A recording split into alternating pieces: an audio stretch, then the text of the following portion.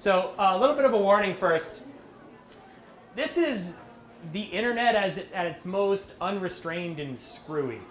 This is where things get weird, and if you start to explore Tumblr and Reddit, you will probably take about 5 minutes before you find the completely weird, obscure, bizarre, probably naked end of the internet.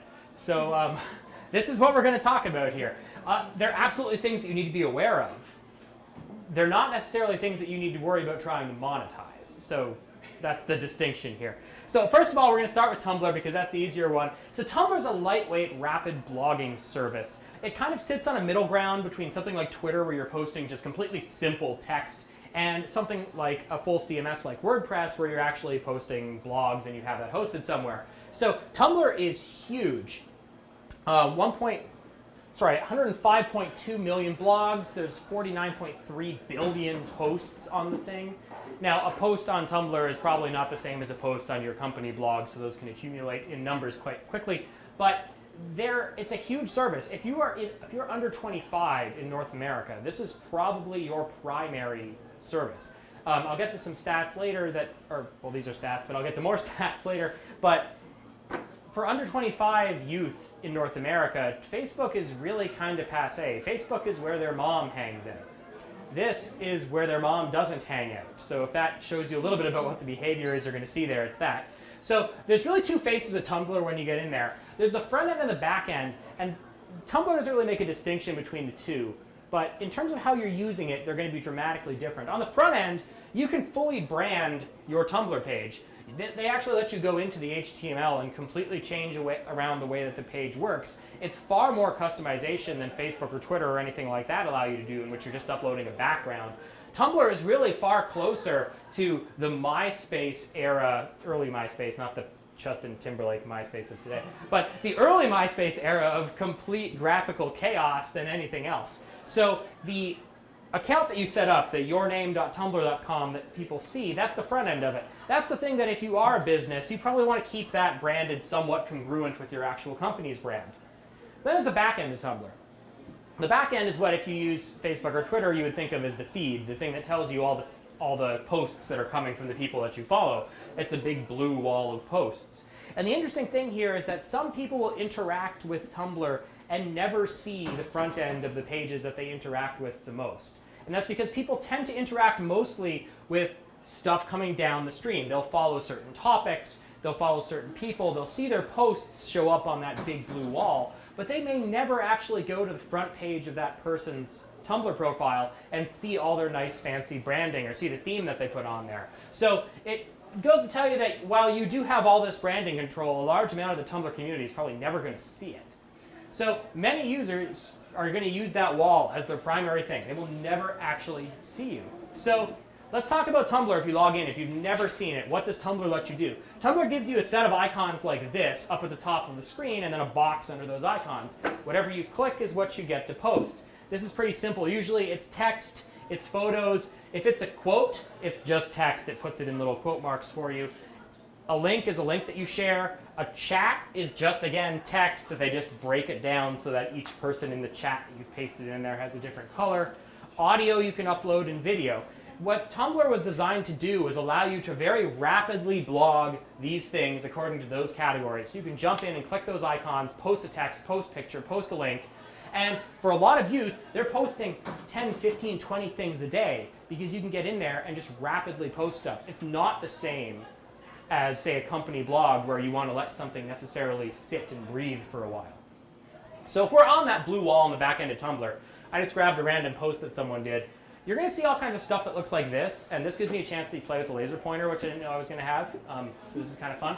So on this list, you're going to see the person's name on Tumblr. You're going to see their name there again. Now this is a reblog. A reblog in Tumblr's world means that someone saw something that someone else posted, and they thought it was cool enough that they wanted to share it off onto their Tumblr wall. So this guy here, Mr. Peace, reblogged it from the Pittsburgh History Journal. So you have links to both of them. That little icon that's there allows you to follow the Pittsburgh History Journal. This is telling you how many people reblogged it. This is allowing you to reblog it yourself. And this is, let's call that liking it. depending on which Tumblr theme you're using, if you hit the little heart on it, it might show up the list of things that you've liked, you've loved, whatever the terminology is, on your page. But if you reblog it, it shows up basically as a post on your page with all the text that was in it quoted. So Tumblr is basically designed so that anything that you pull up on someone's Tumblr, they're going to have that little heart, that little reblog up in the corner of it. They want people to rapidly share the things that are on there and to rapidly disseminate the information that's on there. Now, if you're using Tumblr to actually interact with people on Tumblr, and you're actually trying to strategize the posts that you're putting on there so that people actually care about them, you're going to want to make sure those posts are primary image based. And you're going to want to make sure they're tagged so that they appear in search. This one, the tags are at the bottom here, is going to be tagged history and Pittsburgh and all that. Because people are going to be following topics more than they'll necessarily be following you. However, if you're not worried about talking to the Tumblr community, you can use this platform for whatever you make of it. And that's a little bit different than the advice I would give people on using any other social network. Tumblr is a bit of a weird animal. Unlike, say, Twitter or Facebook, it's entirely normal to start a Tumblr page and use it for whatever the hell you want. I always tell people when I'm instructing them about using Twitter that you want to hang out on Twitter for a while and learn the rhythm of conversation there, learn how people talk, so that when you're tweeting, it doesn't look weird. It looks like Twitter conversations that you fit in. Tumblr is different. If you wanted to start Tumblr and use it to post nothing but single chapters of your unpublished novel, you could do that. And no one is necessarily going to step in and stop you. No one's going to complain. Now, the Tumblr kids are probably going to ignore you because you're boring. They'll probably never see that stuff. But a lot of people use Tumblr strictly for basically whatever they want to use Tumblr for. And they don't use it to interact with everyone that's sharing pictures and short form stuff like this.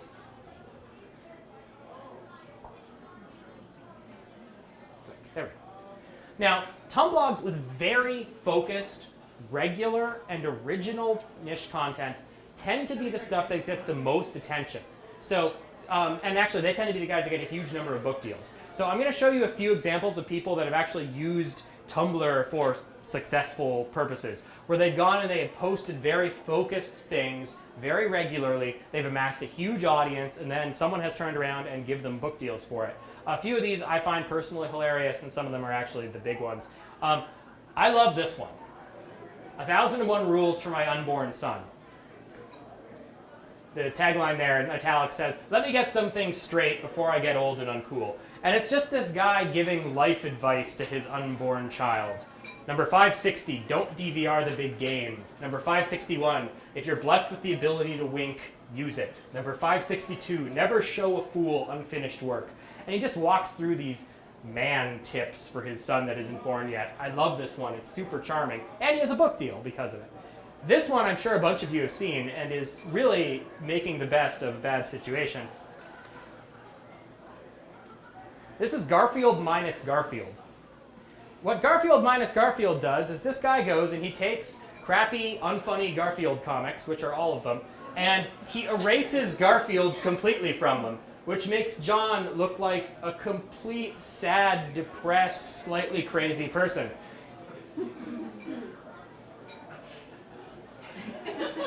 See, no one would laugh at Garfield, but everyone laughs at Garfield minus Garfield. So he had this Tumblr where he was just doing this in his spare time, posting these things one after another, doing this stupid stuff. Then Jim Davis, the actual guy that I don't even think he writes it, the guy that owns the Garfield copyright, decided that this was funny, and now they publish books of these.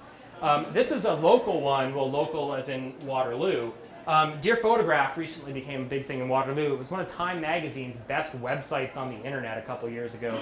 And what Dear Photograph was stuff like this, where this guy went and he found old photos, went back to where the photo originally was, and took a picture of the picture lined up in front of whatever it is. This guy's from Kitchener or Waterloo, and again, book deal came out of this.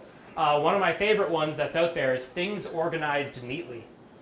And all they do is post pictures of things organized neatly. And if you're OCD like me, this is super satisfying. And this is all that it posts. There are no words. There are just pictures of stuff lined up. But this is the kind of stuff that actually has a lot of success on Tumblr because it's a very singular purpose. It's very focused. It's very repetitive. These guys post nothing but this. These guys post nothing but this. These guys post nothing but this. But that's what tends to get attention. Now, Time magazine had a really good way to put this, and I want to steal their quote. And what they said is that the key to Tumblr success stories is variations on one simple idea. That's the stuff that tends to resonate on this network. One of the things that you're going to see, and I'm going to swear, is there are a lot of Tumblogs out there that are called fuck yeah X. And X is whatever word you put in there. And if you go on to, for example, fuck yeah Niagara, it's a bunch of awesome pictures of Niagara. If you go on to fuck yeah beer, there's a bunch of awesome pictures of beer. That is how that works. And as again, variations on a simple idea. I don't know if those guys are going to get book deals given the name of it. But now, if you actually look at the Tumblr usage, the people that use this network, this is a survey that came out recently. It wasn't a huge survey. It was a couple thousand people, but they tried to get the best that they could. This was people under the age of 25, and then kids from the age of 13 to 18 out of that group. A lot of them used Facebook, begrudgingly. Not a lot of them used Twitter. I think less of them used Instagram than is probably the case these days. Janice is giving our Snapchat talk next month, and I have no idea what that is. And but kids under the age of 25 use Tumblr. Now here's the interesting place where I'm going to contradict myself. All this stuff, the stuff that's successful on Tumblr, the stuff that gets attention from Time magazine, the stuff that gets book deals, is not what kids are doing on Tumblr. It's not primarily what people are using Tumblr for. So they break the whole rule of success. Now Tumblr is a bit of a weird animal in that these kids are using it basically quasi-anonymously. They're not using it to talk to the world. They're not trying to get a whole ton of traffic to their Tumblr page. They're using it to probably interact with a group of friends. It might only be 4 or 5 or 10 people. And they're sharing content with those people. That's the majority of your Tumblr usership. And what are they actually using Tumblr for?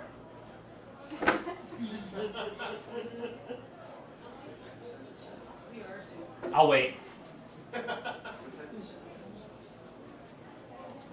That's going to loop forever. Can you sing the song? No.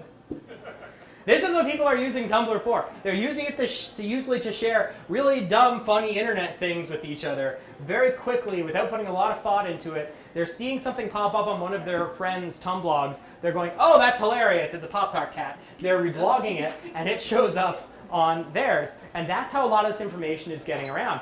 This is really the main usage of Tumblr. It's people sharing quick, funny, often animated GIF-style images. Now, what I'm going to do is I want to actually read you something, because I am not this insightful, that was posted on TechCrunch talking about this very phenomenon. I think puts it in a really good kind of place. So let's see if I can actually pull this up. I'm going to make you watch this cat while I pull this up. Now let's pull this.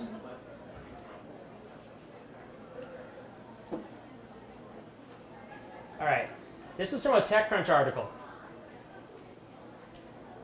Now, what they talk about is they talk about the fact that Tumblr is one of the only social networks that will actually display animated GIFs as animated GIFs. If you go and you post something like that on Twitter or on Facebook or on Pinterest or on any of that thing, it's probably not going to move.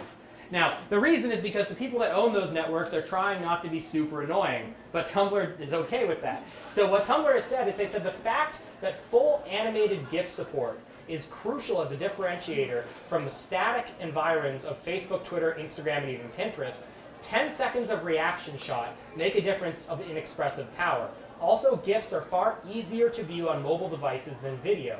So far, the big content owners have made very little effort to stamp them out with copyright notices. No one goes and stops an animated GIF of a movie in the way that they would stop a YouTube thing of a movie. Now, does this sound familiar? Teenagers, amusing images, sharing only with their trusted friends. In some ways, Tumblr is actually Facebook 2.0. As Facebook has become a real-life social network infested with parents and co-workers and ex-friends and people you barely know, Tumblr has become a place where young people can express themselves and their actual interests with their actual friends. And for a lot of kids, this is their actual interests. I lost my remote. I can make you watch this for as long as humanly possible. So, as a business, if your brand doesn't lend itself to that pattern, to posting quick, funny things to posting short, irreverent images, Tumblr can be still useful to you. What you're probably going to want to do is you want to use it as a place where you can share links that you have somewhere else. So if you have a website with a news section, if you have a website that posts articles, you can use Tumblr to share that information with the Tumblr audience. Now, a couple tips. First, it should not replace your website. As flexible and cool as Tumblr can be, it's not your site. All your information is still on someone else's server at that point. So if you're going to really use this to post long-form information, if you're going to use this to chronicle things that are very important to you, you are leaving it at the mercy of the people that own Tumblr. Far better would be to actually put your stuff on your own website that you own and then share that stuff in a way that the Tumblr audience is going to respond to. A great example is actually Rolling Stone. Old media peer tends to do well with this. What Rolling Stone does is they share links to articles and things that they have on their website. And each link to an article is shared in a very Tumblr way. You'll see that they'll post big pictures, they'll post animated GIFs, they'll post quotes, they'll post things that people post on Tumblr, which will then link back to the Rolling Stone article. And if you look at the amount of interaction that they get, people are okay with this. So that's a way that you can use Tumblr as a business and not necessarily worry about, oh, now we got to post pictures of cats because that's what people do. So you can use it in that way. What I would suggest that if you are using it in that way as part of a business, that you're tagging everything as much as you can so that it goes out and it is seen by people. So if you're posting something about Niagara, stick the Niagara tag on it so that anyone is searching that stuff, they're going to find it. We're not really in the place where people are going to leap on and follow someone's Tumblr account in the same way that we try to encourage someone to leap on and like their Facebook page or follow their Twitter account. Now I'm going to get off Tumblr and I'm going to go into scary territory in a minute. So, does anyone have anything they want to ask about Tumblr? Knowing that I am not the expert, I am just the victim up here doing this. Yeah, you were sort of saying it can be used as like a visual accompaniment with images and that to your website. In that way, is it kind of like Pinterest, or? It depends on the kind of image content you're trying to share. Pinterest stuff works a lot better if you're trying to show things based on topical groups. So if you have, I hate going back to weddings, but if you're a wedding coordinator and you want to talk about dresses, you would have a Pinterest group called dresses, and you would have like a group called cakes or whatever, right? Where those things are topical. If you look at, say, Yale University's Tumblr account, what they do is they're following a little more of the narrative of what's happening in the day-to-day of the school. So they're still posting a lot of images, but they're not necessarily about one topic. It's just kind of like, here's what happened last week, here's what happened yesterday night, here's what's coming up, right? So it all follows that timeline. Pinterest is a lot less timelined than Tumblr is in this respect. So if it's more narrative, then you're going to want to follow that structure a little bit more, then Tumblr is useful for that. Thank you. The other thing about Tumblr, by the way, is that because they give you full control of what shows up, well, full control within means, of what shows up on your front page, you can use that to plug in all sorts of stuff that you would plug in on a normal website. So if you have a Google Analytics account and you want to measure how many people are coming to your Tumblr page, you can stick the analytics code on the front end of your Tumblr site. If you want to stick a follow me on Facebook button and a picture of your cat and whatever else on that front end Tumblr site, you can do that. Now the problem is that doing that's only going to tell you half the story. It's not going to tell you people that have interacted with your stuff on Tumblr on the back end. It's not going to tell you someone that has saw a post come up in their feed that then they took and shared with someone else. It's only going to show you people that are hitting that front page. But you can by all means do it, and since you can, I suggest that you would. Anything else on the Tumblr carousel before we move on here? All right. Oh, I have a question, Adam. Yeah, please. Do you see Instagram as something that can replace Tumblr, or, are they somewhat interchangeable if you're looking at a more visual? I think that from a business perspective, there's more of an argument on that end, where if you're using both of them in a very methodical, strategic way, then you could potentially interchange one for the other if that's the audience that you're shooting for. I think but part of the problem actually goes back to that animated GIF thing, where there are certain levels of crazy, weird stuff that you can do on Tumblr that Instagram's going to stop you from doing because it just doesn't make sense on their network. And at least for the kids that are on here, that's what they want. Actually, I can give you guys the link later, but the link that had that graph in it that said how many kids under 25 are using Tumblr, there's a few, if you follow the chain of stories and links that are off that article, they actually go and they interview like a 10-year-old about the various social networks. And when they asked them about Instagram, they said, oh, Instagram is where you go to follow celebrities. And that was their conception of what Instagram was. So it's really interesting when you start to break it down by age group, how people actually see these things. So, yeah. Reddit!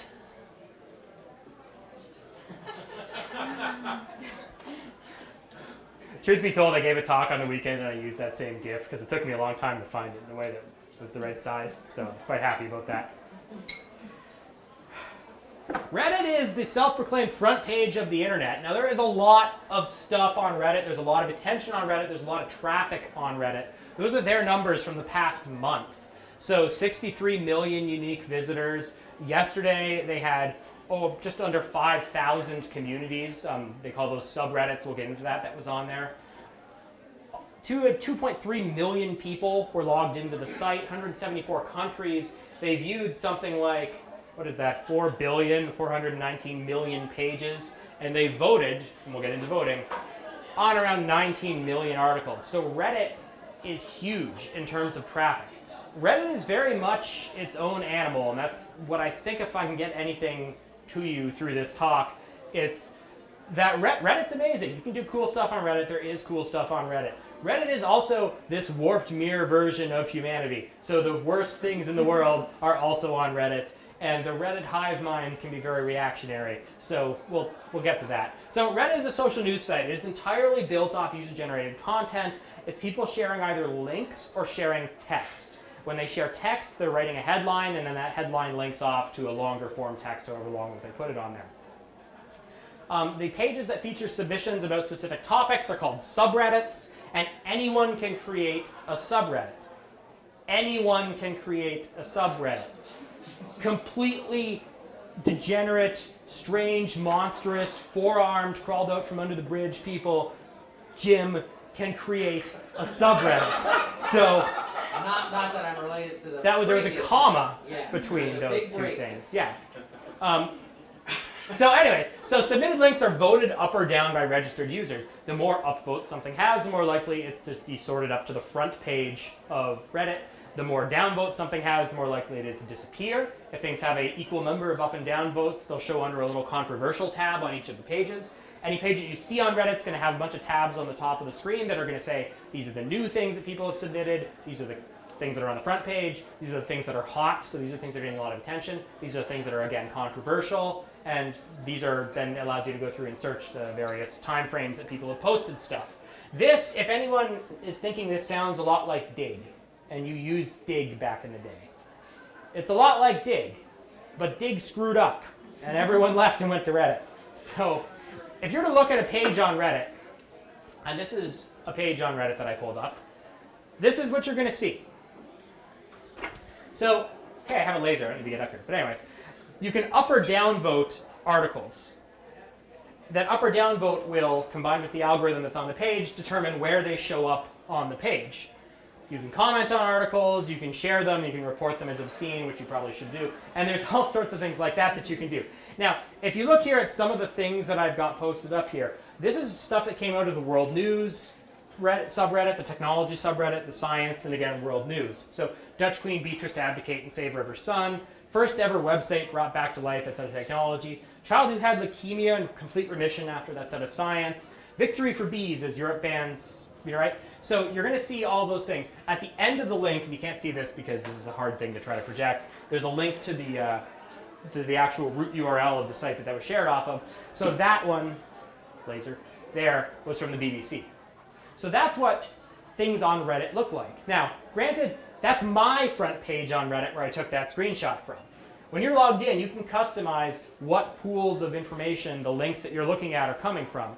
So if you want to look at what my stuff is, so that Reddit was actually useful for me, and before I actually logged into Reddit and did this, Reddit was not useful for me, was I went in and I said, I want to learn about these things because these are all things that I seem to care about. And then it's pulling out of those subreddits to build my front page. If you just go on to Reddit and you're not logged in, you're going to see the default group of stuff that's on their front page.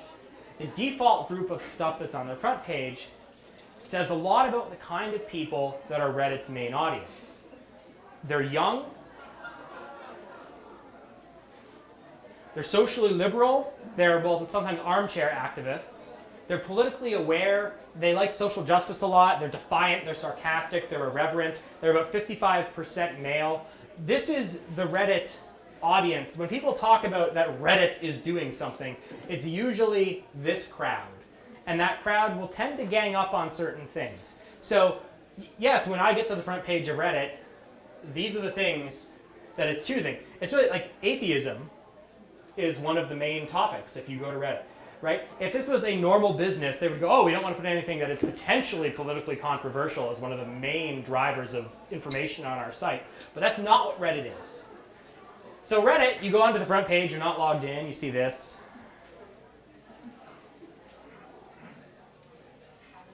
If you want to wait for 3 minutes, it does something.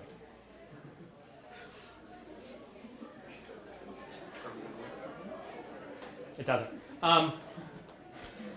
Reddit's really driven more by ideology than by business interests. So a lot of the decisions that they make are made based on this ideological slant. So, for example, the source code for the entire site, with the exception of the stuff that they use to block spam, is open source. If you want to go download and compile Reddit, you can. The users are incredibly sensitive about marketing. They do not want to be sold to. The users are incredibly sensitive about marketing. They do not want to be sold to. Robin. The community almost never self-censors itself, and their tolerance of unsavory elements is quite high because they do it in the name of free speech. And free speech is a big ideological flag that they're going to fly. And a lot of times that puts them at odds with the rest of the world. Because the rest of the world is looking and saying, how could you have this depraved content in this obscure subreddit? This is disgusting. And the people that own Reddit will say, it is disgusting, but it's not illegal. So there it is. And that gets them into a lot of conflicts. And that's what makes Reddit a very interesting place on the internet, depending on which corner of it you go into. Reddit's really hard for influencers to ignore. But if you're going to interact with Redditors, you should be interacting with them according to their rules. And this isn't like the thing that we tell you about Facebook or Twitter where we say, don't spam people, give them value for your thing. Because the Facebook and Twitter people aren't going to try to fight you. But the Reddit people will. So you have to actually play according to what they're doing. Now, there's a bunch of different areas on Reddit that have become incredibly popular that have actually started to make big waves in the real world. And where the influencers of the world are starting to pay attention. And these are really not the depraved areas. So you're going to see a lot of this stuff show up in the language on Reddit as you're playing with it, so I wanted to cover a few of them. The first are AMAs. AMA is Ask Me Anything. These are where people basically go on and say, hi, I'm this person, what do you want to know? And then the commenters on Reddit have conversations with them. Obama did one 8 months ago. It was one of the biggest things that was on the site. Bill Gates, Neil deGrasse Tyson, Bill Nye. I just sorted this in terms of the ones that were the most popular on there. Again, it does tell you a little bit about Reddit's, about Reddit's culture. That like Bill Nye and Neil Tyson are people that are up top that list. But Obama's thing was a big thing. Chris Hadfield did one of these from space, I believe. Now, these are popular, big celebrity, real people that are doing these Ask Me Anythings. Other people can do them too.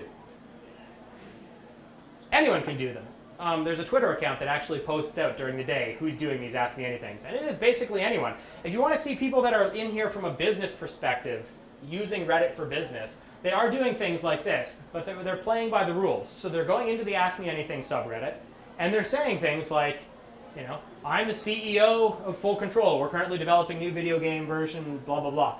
I'm a psychotherapist who's written a book on, all these people are in there for business reasons, but people are actually talking to them. People are actually having conversations with them because they decided to go in and play by Reddit's rules. And Reddit says, Ask Me Anythings are a thing. This is how you interact with them. That's what these people have done. Now, asking open-ended questions can help leverage the Reddit community for R&D and market research, but you really want to make sure you're engaging them on their level. So what that can mean is that if you are selling camping equipment, you can go into one of the probably dozens of camping equipment subreddits, and you could ask questions. What do you guys like about X? What don't you like about this product? What could we be doing better with this? and you would interact with them at that thing. The only point here is that when you talk to the Reddit people aren't going to go, oh, you're doing very friendly market research, I'm not going to swear at you. They'll probably swear at you. So if you're in there and you're trying to interact with the Reddit community, you're going to have your BS called out. I don't know why I decided to censor bullshit. I'm just saying fuck it. So you can do that. The other thing is you can engage one-on-one with people in relevant subreddits to promote what you're doing, so long as you're not in there trying to sell people. Because again, if you're in there really overtly trying to sell people, you're going to anger the whole wasp nest that is Reddit. So just as an example, let's say you were a travel agent or a destination marketing person, and you went into the travel subreddit, and people are asking open-ended questions like this. You know, Memorial Day visit to Normandy tips. Traveling to India soon, what do I need to know about? You're in Arizona, USA for a weekend, Friday to Sunday. The Reddit community is quite happy to go in there and ask questions and hope that the rest of the Reddit community answers them, and a lot of the times they do. If you go in there and answer them, and you happen to be on behalf of a business interest, that's okay, because again, you're going into something that's relevant and you're interacting with them on their level. You're not going, hey, I can put any link into this box that I want. I'm going to put all my stuff in there and sell it to them. That doesn't work. So Reddit. Reddit has a good track record of doing big crazy things using the giant hive-minded people that use Reddit, and they have a bad track record of doing really horrible things with that same group of people. Well, probably not the same group of people, but an equal facet of their thing. This was during the Aurora massacre in Colorado. There were people on Reddit that were there dictating from the ground what was happening, giving updates to the rest of the world, and sorry, it's probably a little bit hard to read, in real time updating this about what was going on before any of the news outlets had anything. Reddit has gotten really, really good at this. It used to be that you would go to Twitter to see what breaking news is. If you really want to see what breaking news is in the world, go to the politics or world news section of Reddit, and you'll be able to see that stuff probably before it hits any of the other blogs. So they were detailing what was going on at the scene as it was going on. They were helping people. They were telling them information that was relevant. You know, who have you found? What's going on? Where's people? Where can we meet our loved ones? All this stuff was happening. They were doing a really good job during the Aurora massacre. They did a really bad job in this past month with the Boston bombings. Reddit likes to think that they're, what's the word I'm looking for here? Reddit likes to think that they're Batman sometimes. So Reddit will go out and they will create these causes and think, hey, we've got 7 billion people using this website. That was not a real number. We can direct them to do something. So when the Boston bombings happened and before they had suspects that were announced, Reddit decided that they were going to take up the cause, and they posted every picture that everyone who was using Reddit that was from the area that had a picture of something at the marathon, those got posted onto Reddit, and then the crowd went in and they started scanning all the pictures and trying to look for clues and sleuthing around through them. And for whatever reason, they identified this guy as the bombing suspect. That guy was not the bombing suspect. And then he was harassed basically everywhere else that he was online because Reddit basically kicked up all this shit about him. And then a few days later, he was found dead. This was April 25th. Now, Reddit has profusely apologized for maybe letting their crowd get out of control. But on the one hand, this is what happens when you have giant crowds of people that can basically do whatever they want, is that sometimes they do good, and sometimes they get completely out of control. So this was just the most recent kind of blunder that exploded on them. There was a big controversy last year over some of the subreddits that were out there. Again, you can create a subreddit where you can post anything that you absolutely want. So some people created a subreddit called Creepshots, where they were posting pictures of women that these kids had taken with their cell phones when the women weren't looking. And it was completely invasive and completely bad and completely wrong. And the Creepshots thing existed for a long time. The rest of the world saw that this was here. The Gawker Media Network, actually, they have blogs like, well, this is from Jezebel, but they have, well, Gawker is their big blog. They have a whole bunch of others. They decided that they were going to take issue with this and make it a case. Now, eventually, this Creepshots thing was shut down by the people that owned Reddit. But what the people that owned Reddit turned around and said was twofold. They said, well, one, we don't host any of this content, we're just linking to it. So this isn't content that's on our servers, really. And then they turned around and said, and we will delete anything that's illegal. So sure, if it's child porn that someone's put on here, we'll get rid of it, we'll report it to the FBI. But for stuff like this that was kind of like horrible, but still probably technically not illegal in some cases, they were very hesitant to step in and do anything about it. So Reddit has this problem right now, in which they want to be the champions of free speech, and in a lot of times they are, but when you get into really, really messy, horrible gray areas like this, they kind of come off looking like assholes. But the Reddit community can also do a lot of good. This is one of my favorite things that I saw on the internet recently. Someone goes on, is a Canadian, because their name is a Canadian. They went on to Reddit and they said, if anyone lives near Mount Jerome Cemetery in Dublin, can I ask a favor? Can someone drink a pint for me there tomorrow at the grave of my great uncle? He just put this out on the internet. And very soon after, someone not only posts pictures, but they said, oh, we brought flowers to the grave. And the Reddit community does all kinds of crazy stuff like this for each other. There's a lot of good that can come out of having that amount of people amassed. But there's also a lot of bad. And they haven't necessarily figured out the right way to bridge the two, to police the two. And if you ask the Reddit people, they're probably not going to police it. But that's the push and pull of what Reddit allows people to do. So,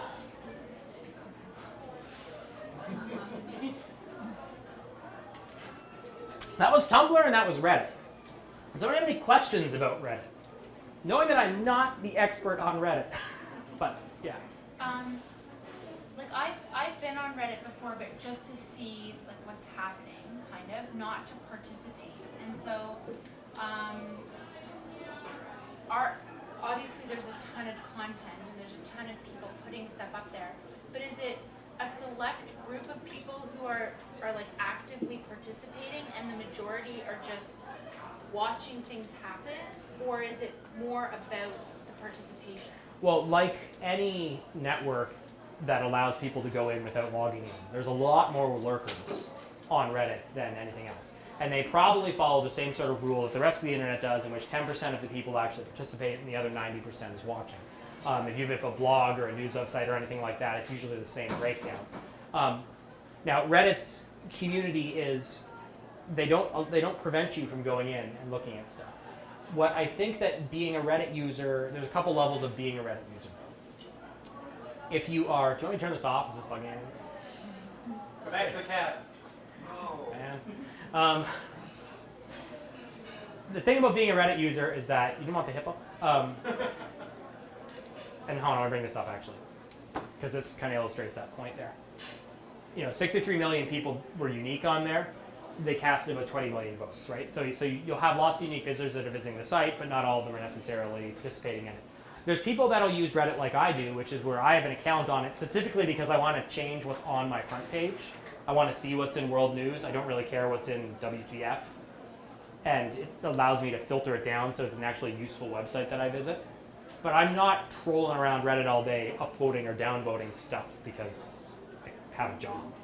So there are a lot of people that use it from that perspective, but I still wouldn't call them active Reddit users. The people that are active Reddit users tend to be a smaller group, and they tend to be centered more on the individual subreddits. So people will go and they will decide, you know what, I'm really, really interested in, plates. And I'm going to make a plates subreddit. There probably is one. And they're going to moderate the plates subreddit, and there's only like 2 or 3 core people that talk about plates there. And that's the extent of how that little community works outside of the lurkers. But it's that times, around 5,000. Do you use it as a news and information aggregate? Is that what it's for? I've started to use it more as that myself. That's how I've been personally using it, is again, world news is usually the top on my list. And I'm curious to see what the community has decided is worthy to upvote. You definitely get to see the bias of the community in there, and once you kind of understand what the bias of the community is, you can understand how to place importance on things. For example, if you have the Canadian news at the top of your list, a lot of things about Canadian digital media rights get voted right up top. And part of that is the audience that's on Reddit, and that's important to them. but when you realize that, then you can kind of decide what you want to sift through and what it makes sense to filter out or filter in. Really, for me, it was I went in and I filtered it down to the things that I thought were relevant, and then it took out a lot of the glowing hippopotamus crap, and I didn't have to see any of that. So I had to see it today. I just have the logged in Redditors, is that a fair, like, so if you've got 63 million uniques and 2 million and change logged in, that's kind of an idea of your ratio there as far as who's at least logging in at the level you are. And then on top of that, there being this smaller group that gets involved by posting and voting, right? Yeah, it's that 80-20 rule, probably in a bit of an extreme, but which is probably like most websites. Yeah. I mean, again, Reddit is so big and has so much. It's so much of a traffic driver on the internet that everyone is trying to interact with it, or trying to follow it, or trying to crawl it, or trying to everything. So there's a huge number of people in there that I wouldn't call regular Reddit users anyways, but that's the numbers that they posted. I don't have access to their analytics, so I can't show them. So what advice would you give to either a business person or an organization when it comes to Reddit? Do you see them more as just observing, or do you see them actually participating?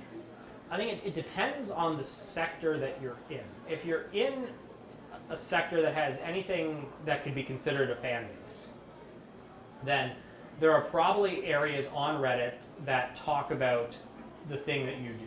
So if you are a brewery, there's probably a beer section on Reddit that talks a lot about brewery stuff that you could be interacting with. It behooves you to go interact with those people because those people are passionate people about that topic who will talk about it.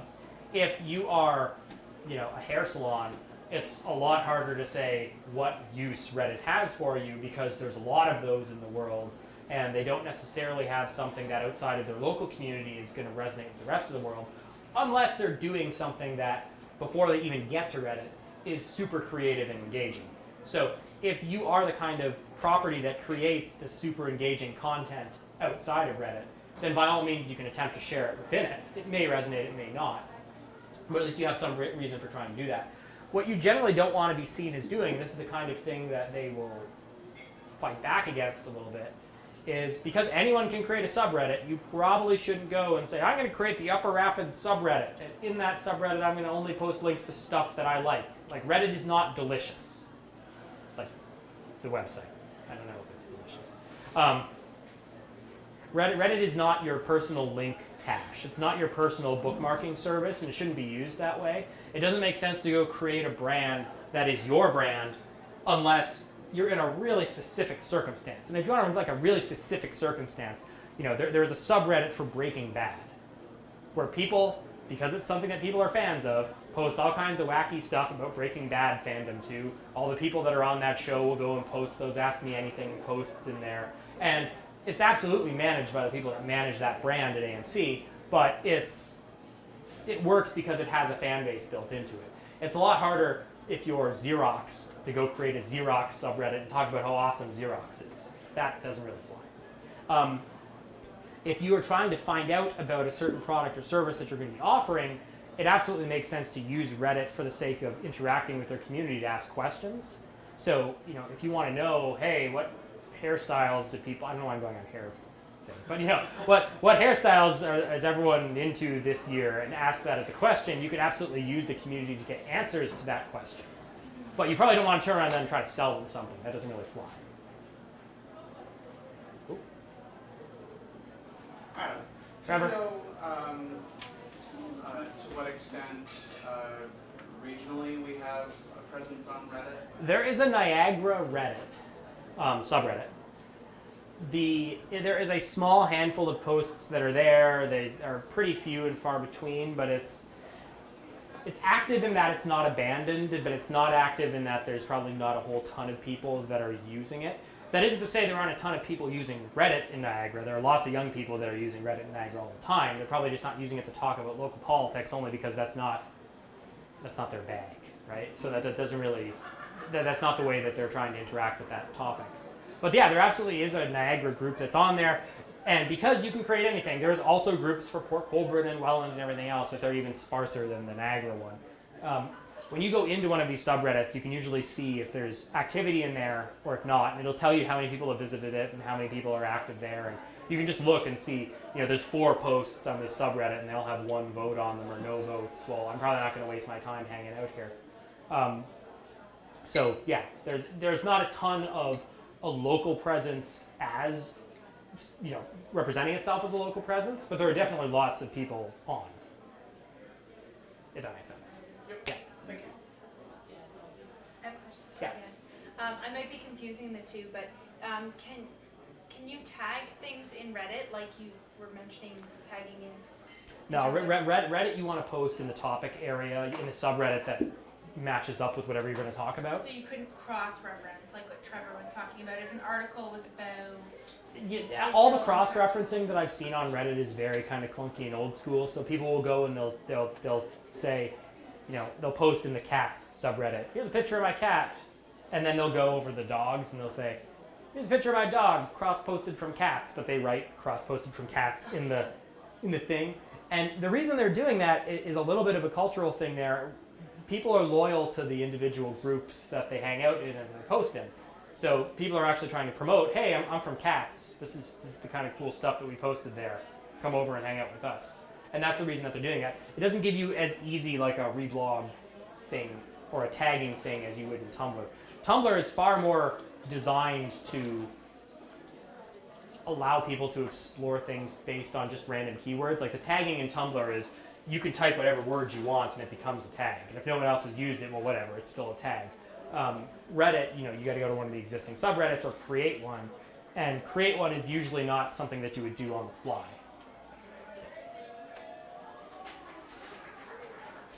All right, anyone else want to know about any of the horrible things that are on Reddit? Or equally horrible things that are on Tumblr? They're there. One of the things that I learned during research for this is that if you search for a completely innocuous word, depending on the time of day that you search for it, different horrible things will show up.